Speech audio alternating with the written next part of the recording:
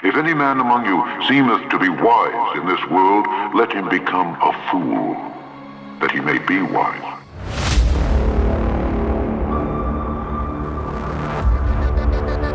You take the red pill, you stay in Wonderland, and I show you how deep the rabbit hole is.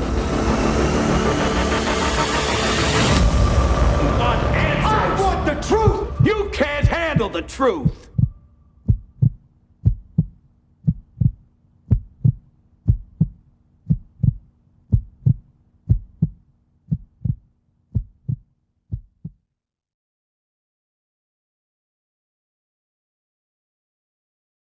Light up noble gases with a Tesla coil. I want you to pay attention to the colors here, especially the neon. Okay, the first and second glass tube are helium and neon, which will emit a constant sky blue light when placed within the field.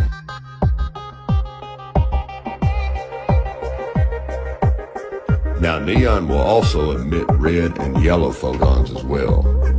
The sky looks blue because it is blue. The photons are a specific frequency our eyes interpret as blue. So you have helium, neon, argon, krypton, and xenon. These are the noble gases that make up 1% of the air. So as you see, the sun creates the field, and the noble gases within this field create the light. You could say the sun governs the light, in other words. Now, as you can see here, the daylight and sunrise and sunset colors of neon, which is your sky blues, your yellows, and reds. Remember that, everyone. Sky blue, yellow, and reds. Look for them the next time you watch the sunset.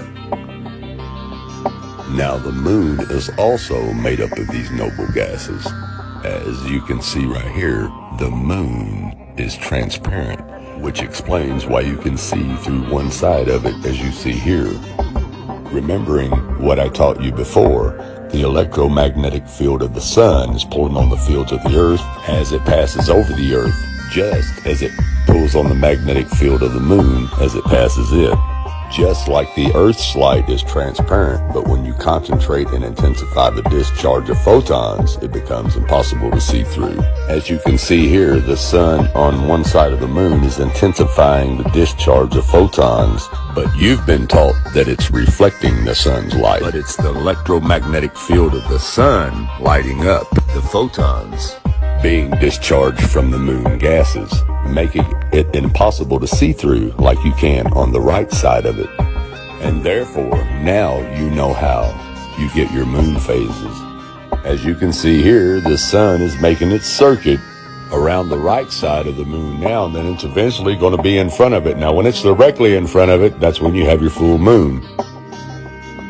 And as it works its way around its circuit, it will be passing on the left side of the moon, which will give you your third and fourth phase of the moon. So just like the gases in the sky, or just like the gases in the moon, you can't see them until the sun intensifies them and discharges their photons. Which means Professor Armand R. Foster was right when he stated that the moon was made of plasma in 1965. Questions related to thoughts of genius. Do you think or consider yourself to be a genius? No. I consider myself to be an ordinary, humble person who wants to serve mankind with what man has striven for from the beginning of consciousness, with truth and understanding of the world. Well, now, one thing, you have a theory about the moon, and we expect to be able to get observable facts about the moon fairly soon. What is your theory? Well, it is by now rather more than a theory. 10 or 11 years ago, I stated to various scientists that the moon is not a piece of rock, but it is a plasma phenomena, cosmic plasma, and that this fact will eventually be confirmed. I made certain predictions which were already confirmed in 1958, and the situation now is coming close to a complete confirmation.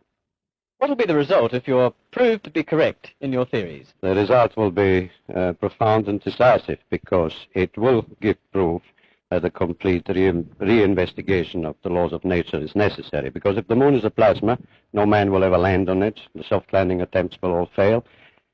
That means that the mass of the moon is less less than as currently assumed. It's in a different state of energy, and it has far less mass. That means there is no more explanation for the tides. If the moon, for example, had only a thousandth part of its current mass, then the tides would only be 2 inches high under conventional theories instead of sometimes 14 feet.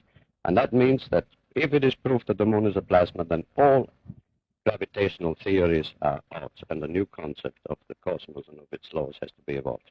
But the moon is definitely, as I assert, a plasma, this crisis. So it comes again to the age-old concept that truth is the guidance, the hope, and the directive of the human mind. And that man must strive to understand and to know the real nature of the world. Plasma, an ionized gas consisting of positive ions and free electrons in proportions resulting in more or less no overall electric charge. So, as you can see, like I said, the professor was right. Now, just in case you are still confused on how the transparent moon works with the sun, I'm going to demonstrate it for you as simple as I can demonstrate it. Okay, here, now check this out. Okay, so I'm going to step out back here for a second so you can see that this background is not fake. This is really what it looks like out back right now. Okay, now let's step back inside the screen door here. Now, here's what I want you to pay attention to. See how you still see the little playground there? But also at the same time, you see my face, my head, my hand through the playground? Or actually see the playground through my head and face. Now, let's say the playground is the sky above, and my head and face are the moon. Okay? So you see how my head and face are transparent? That's how the moon is at all times until the sun excites the photons in the gases of the moon. And when that happens, the light from the gases are so bright you cannot see through them. So let me give you an example of what I'm talking about. Now let's use the energy of the sun. Okay, now you see how my face lights up so bright you can't see the playground through it? And if I move the sun to one side of my face, it lights up one side of my face, but the other side of my face is still transparent and you can see the playground through it. That's how the moon works. When the sun excites the photons of the gases of the moon. And that is how you can see through one side of the moon, but not the other.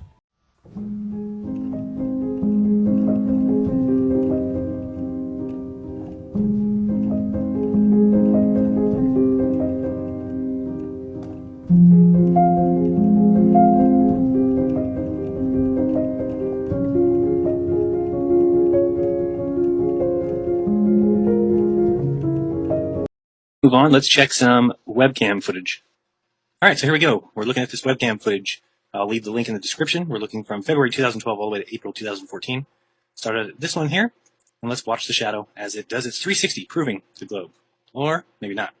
We can watch the shadows on all these webcam videos, and we can see that never do the shadows complete a 360-degree turn.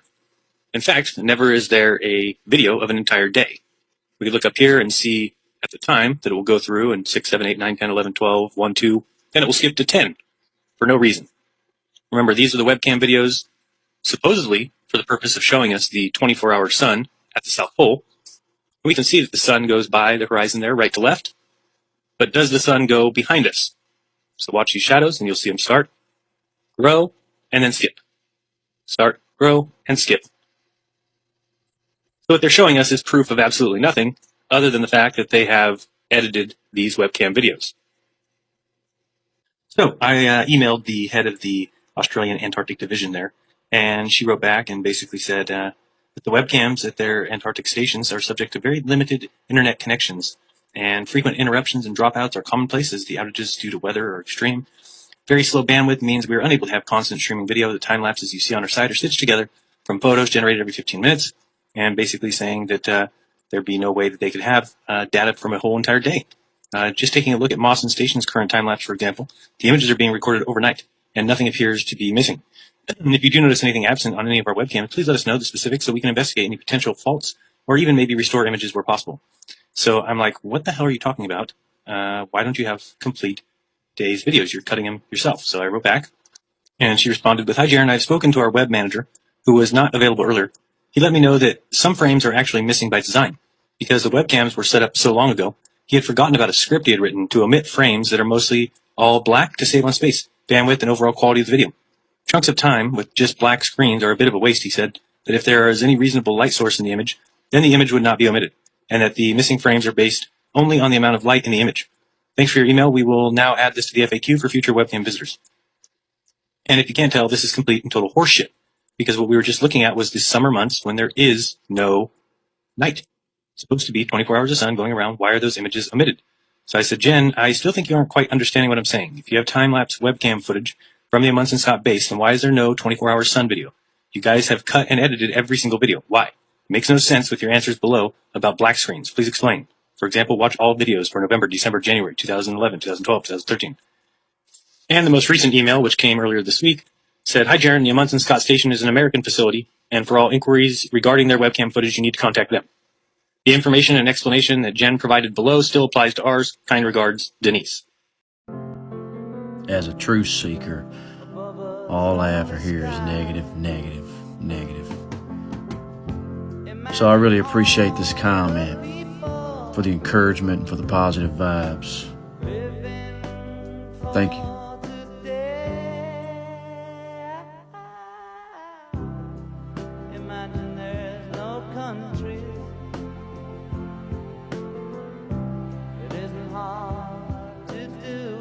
Uses railroad tracks like these, and they say, see how these converge at your horizon, or they diverge from the perspective of the sun outward, and they're saying that that's what's going on here. Okay, so we need a quick little review of perspective. Notice in this long hallway, all parallel lines and planes angle to the eye level or the eye position of the observer. Notice that the side walls angle in, those are parallel lines to one another, and the ceiling and the floor are also parallel, but notice how they angle toward each other and they come to your eye level. All right, you have an X, Y, and Z axis. So the railroad tracks would fit your Z axis. That's going away from you, and those lines, yes, they converge. But the sun, and especially when the sun's overhead, would be bombarding us with huge vertical parallel lines, or rays, parallel rays. Yet, we don't see any of that, ever. So what I'm going to show you here is that this claim that these corpuscular rays is due to perspective is not true. It's impossible, because perspective will not converge or diverge or splay out lines or planes that are parallel to one another, that are perpendicular to the viewer or his z-axis. Okay, so like in this picture of the railroad track here, the line's going away from you, that's I did with the green line, that's the railroad track, that's obvious. And right from the get-go, they start to converge. Now those are parallel lines, but yet we never see them as parallel. They're always converging as they go away from you. Now the black poles that I have going down the side of the railroad tracks are also parallel lines to one another. But notice that they stay parallel. They don't lose their parallel orientation. They may get shorter and they get smaller, that's true. They do have a sort of a convergence, but they don't change their parallel orientation, these vertical lines, because they're perpendicular to you. Now, this is why invoking perspective to explain the crepuscular rays doesn't work, because perspective does not splay out these vertical lines, yet whenever the sun is overhead, we should see vertical parallel rays everywhere, and yet we don't see them. So perspective as an explanation for this is invalid. You know, what we see is the rays emanating from this omnidirectional sun. The rays fit the size of the sun, and the angles of the rays off the sun also fit the size of the sun and the shape of the sun. But they shouldn't fit the size of the sun if the sun is in fact almost 1 million miles in diameter and 93 million miles away. The rays should be huge and the sun small. So that's telling us that the sun is in fact close. Okay, and let's go back to what Wikipedia said. Wikipedia says that the rays from the sun are in fact parallel lines, but we don't see them that way because of perspective. Perspective displays them out.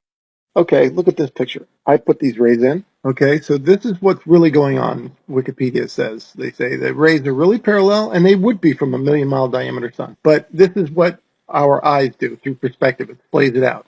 Okay, here's another one. They say this is how they really are. They're vertical and they're parallel, but our eyes play them out like this.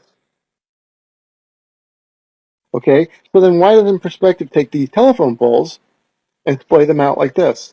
We don't see that, do we? Why doesn't it take these buildings and splay them out like this? They're vertical and they're parallel. Well, because what we see, the crepuscular rays, is not due to perspective. It's just due to the nature of an omnidirectional light source with the light coming out in all directions. And it's coming from a small sun. It's impossible that this sun is 1,000,000 miles in diameter, as I've already showed you. If you're having girl problems, I feel bad for you, son. I got 99 problems, but it ain't one. I got the rap patrol on the Gap Patrol. Foes the one to make sure my casket's closed. Rap critics that say he's money cash. I'm from the hood, stupid, what type?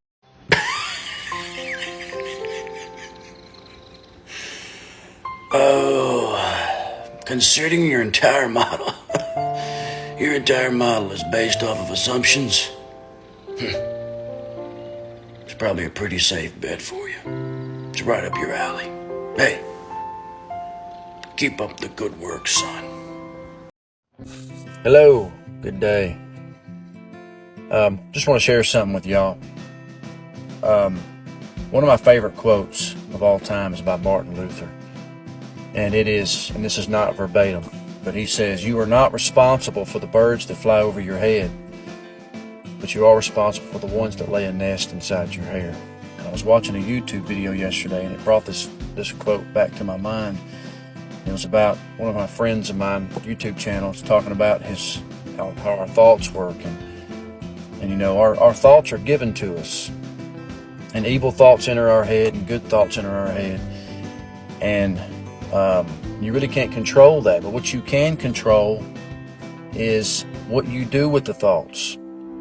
You know, these things are all spiritual, and they're given to us for a reason, how to grow and live our life, and they affect our day and our week and our month, our year, our whole life. You know, so when you allow that bird to lay a nest inside your hair, then that becomes your responsibility. You give it life, you manifest it. Now, if it's a good thought, it's a good thing, but you can also do that with evil thoughts, of course. So when that evil thought comes in, let it go, push it out immediately, and pray, give it to the Creator. And I just want to share that with you guys, and hope you have a good day. But just think about what you're doing with your thoughts that come in. Are you letting those birds fly, the evil ones? Or are you holding on to them? Y'all have a good one. Hey, appreciate the question. Sorry that it took me a little bit longer to get to it. There's a lot of questions and comments on these videos. But actually your question, it works quite well on a flat earth. You've got to get this notion, excuse me, you got to get this notion of a 93 million mile away sun. The sun is very close, which means it's a lot smaller. So if you look at this map, what I have here is just like the other video that you commented on. I've got the Tropic of Cancer here marked with black, and this bluish green is the equator, and this black outside ring is the Tropic of Capricorn. So on the inside here, if you can see, let me get the shadow, but I've got Georgia marked with that red, Michigan marked with that red. So see, when you look at this, remember you got Georgia and Michigan here. When the sun in the northern summer, when the sun is migrating or going around this circle of the Tropic of Cancer, or even the equator or Tropic of Capricorn, Georgia is always going to be closer to the sun than Michigan is, regardless of where the sun is.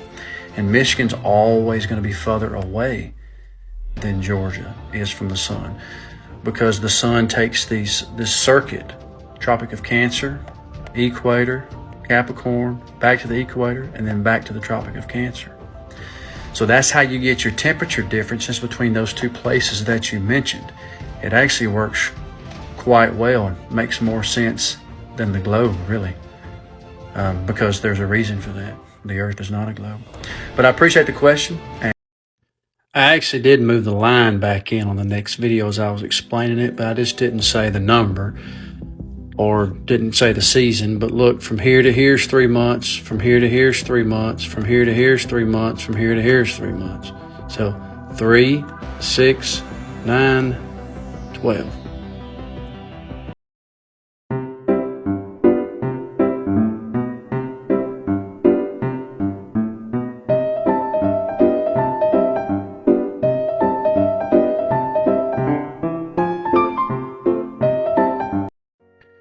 You're probably a troll, man, but I'll take a shot, take my time explaining something.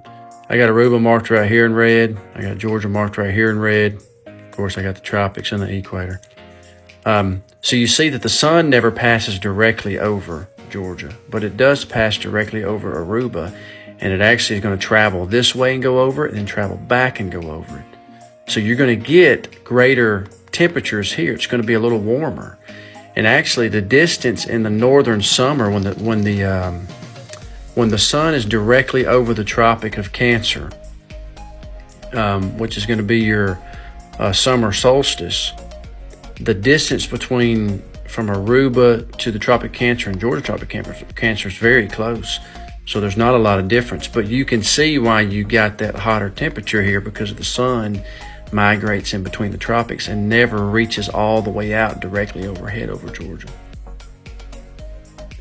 There are a few other factors that can affect temperature as well. Elevation changes, precipitation, rainfall, humidity, things like that. So it's not all based off of this, but this is simplified. It's pretty straightforward. I hope you're not a troll, man. Appreciate the question. Okay, Johnny. Challenge accepted. The definition of a round: in a circle or in circumference, in, along, or through a circuit. This plate is a circle, but not a sphere. This rug is a circle, but not a sphere. I can walk around the outside of this rug. Look at this shipping container. Definitely not a sphere. But watch this. I can walk all the way around to the other side.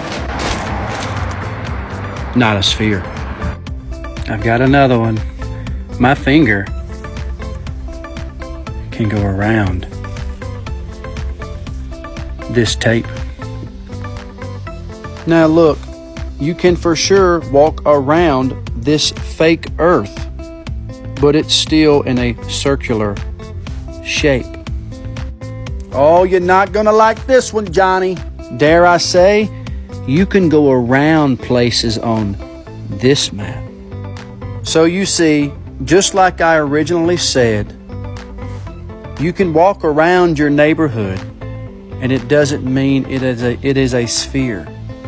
All you're doing is walking around in a circular pattern. Challenge complete. Common sense is the first casualty of globe belief. No child or unindoctrinated man would ever conclude or even conceive, if given to their own devices, based on their own personal observations, that Earth was a spinning ball revolving around the sun. When children are indoctrinated from a very early age to abandon their common sense and lived experience of a geocentric plain Earth in favor of this nonsensical, heliocentric globe model taught in schools, a schism occurs in their psyche. No longer can they trust their own senses and experience, and instead must trust information completely contrary to it, taught by supposed experts and authority figures who insist their version of reality is correct. When children see that every adult around them believes wholeheartedly in the spinning globe, and hear that only our ignorant, unscientific ancestors believed otherwise, they readily abandon the empirical evidence of their senses and adopt the prevailing nonsensical model. As stated by Flat Earth author E. Eschini, the one thing the fable of the revolving Earth has done, it has shown the terrible power of a lie. A lie has the power to make a man a mental slave, so that he dares not back the evidence of his own senses. to deny the plain and obvious movement of the sun he sees before him. When he feels himself standing on an earth utterly devoid of motion, at the suggestion of someone else, he is prepared to accept that he is spinning furiously round. When he sees a bird flying and gaining over the ground, he is prepared to believe that the ground is really traveling a great number of times faster than the bird. And finally, in order to uphold the imagination of a madman, he is prepared to accuse his maker of forming him a sensiferous lie. As an eclipse, as you can see here. And like I said, the total eclipse can only happen with a new moon, which means the sun and moon are right there together. The sun passes right over the moon. And as the sun passes right over the top of the moon, that's where you get your totality at. You can't see the sun because it's moving across the top of the moon, which excite the photons only on the top of the moon, therefore making it so bright, impossible to see through. But you can't see that brightness because it's facing the sun. The sun's passing over the top of it. We're seeing it from the bottom side, which is why we see blackness.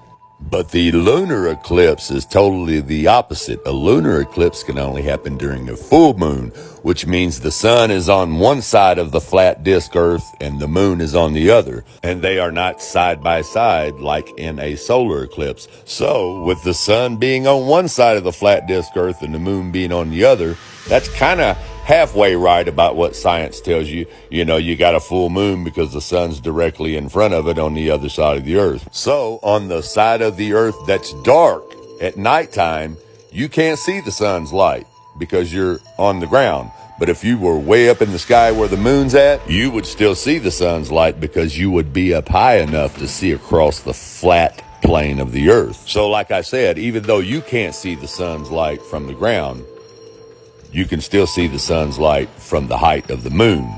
And therefore, that's how you get your lunar eclipse. The moon still has to cross the path of the sun's light, but from the opposite side of the flat disk Earth. And now I'm going to demonstrate how that causes a lunar eclipse. Now, the lunar eclipse lasts about 4 hours. That's about how long it takes the moon to pass across the light of the sun as it's making its circuit around the flat disk Earth. Now I want you to pay attention. Watch this one more time.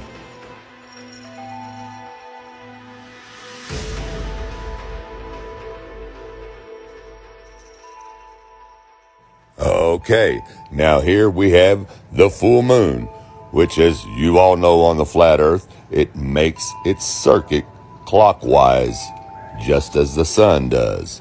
Okay, but if the sun's on the other side of the earth, it still has to cross the light of that sun. Now I'm going to show you what happens when it crosses the light of that sun on the other side of the earth. Now watch the shadow on the moon as we make our circuit around the earth. We eventually cross over the path of the sun on the other side of the earth. Check out the shadow. Okay, here's your lunar eclipse right here. You see the shadow move up? It stays on there for 4 hours till the moon passes back, and then it goes off the other side of it. Same thing here with the lunar eclipse. See how it comes up the left side?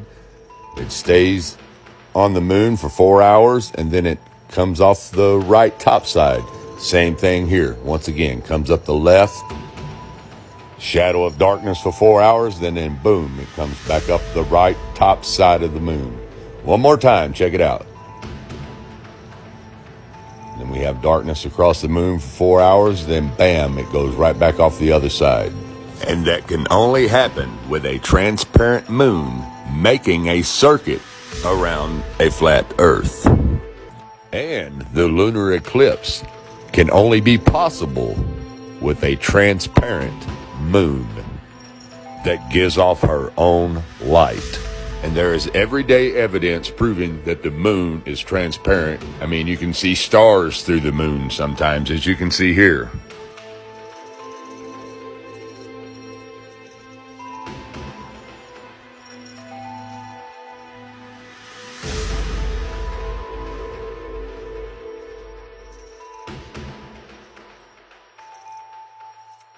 And this right here would be impossible if the moon was a solid rock that you could land on.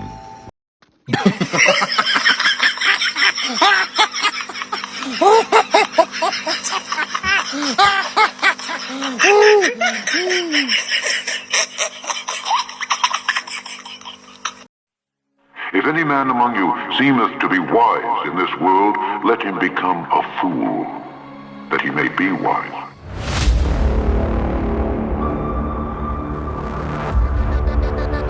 You take the red pill, you stay in Wonderland, and I show you how deep the rabbit hole.